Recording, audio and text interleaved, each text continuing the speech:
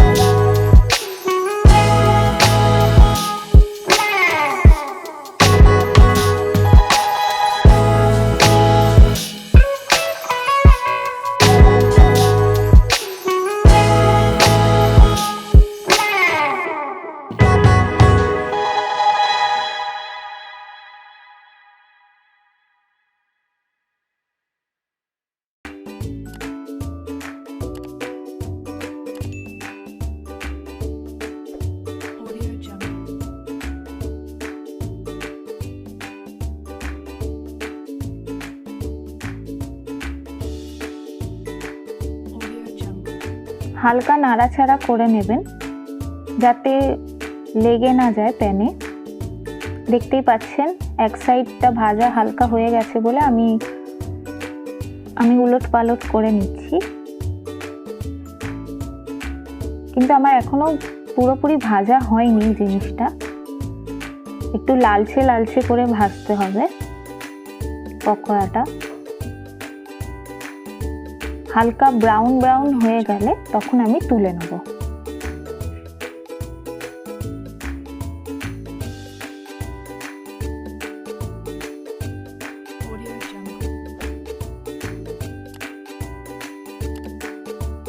পকোড়াগুলো আমার brown colour হয়ে গেছে, তো এবার আমি তুলে নিচ্ছি একটা পাত্রে।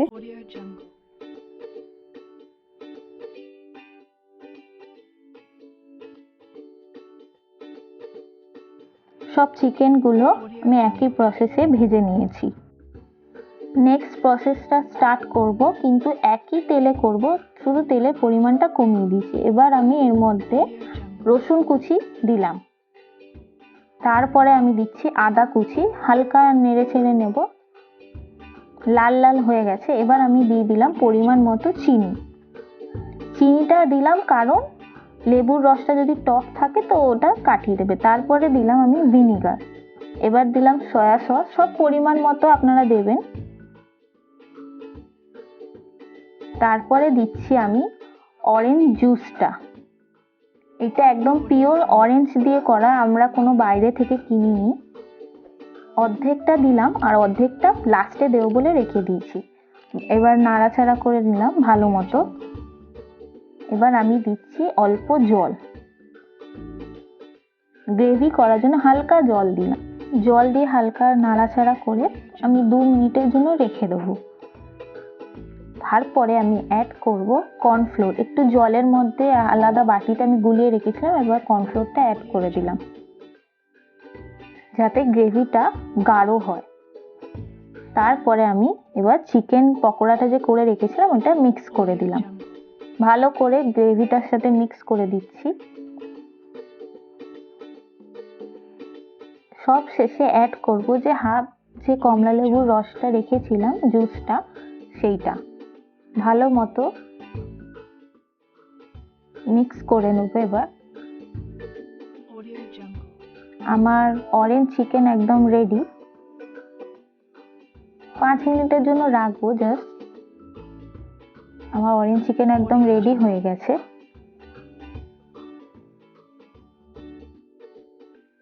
আমি এখানটায় রোস্টেড তিল, কাঁচা লঙ্কা আর অরেঞ্জের কোয়া দিয়ে গার্নিশিং করেছি যাতে দেখতে ভালো লাগে। আপনি এটা ফ্রাইড রাইস বা নর্মাল ভাত বা পোলাও দিয়ে ট্রাই করতে পারেন। আর রান্নাটা একবার ঘরে করে দেখবেন।